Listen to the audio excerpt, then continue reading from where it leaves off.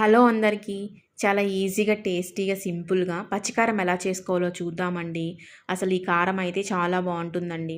ముందుగా మనం ఒక పెనం తీసుకొని, పెనము హీట్ ఎక్కిన తర్వాత మనము ముందే కట్ చేసుకున్న 2 పెద్ద ఉల్లిపాయలనైతే వేసుకోవాలి.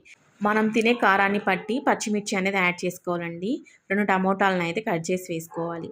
ఇవన్నీ జస్ట్ ఊరికే అలా వేయించుకోవాలండి. ఇలా అంతా వేయించుకున్న తర్వాత మనం ఇందులో ఇవన్నీ మునిగేంత వరకు మాత్రమే వాటర్ పోసుకొని ఉడికించుకోవాలి. అసలు దీనికి ఎటువంటి ఆయిల్ కానీ ఏం అవసరం ఉండదండి. ఇలా అంతా నీళ్లు ఇమిరిపోయేంత వరకు ఉండనిచ్చి, ఇమిరిపోయిన తర్వాత చల్లారిన తర్వాత మిక్సీ అయితే పట్టుకోవాలండి. అసలు ఈ కారం దోసల్లోకి చాలా బాగుంటుందండి. ఒకసారి ట్రై చేయండి. మా ఇంట్లో మేము ఎప్పుడు దోసలు వేసుకున్నా ఖచ్చితంగా పచ్చికారం అయితే ఉండాలండి. అంత బాగుంటుంది దోసలోకి ఈ పచ్చికారము. మీరు ఒకసారి ట్రై చేసి ఎలా వచ్చిందో కమెంట్ చేయడం మాత్రం మర్చిపోకండి. రెసిపీ నచ్చినట్లయితే ఒక లైక్ చేయొచ్చు కదా.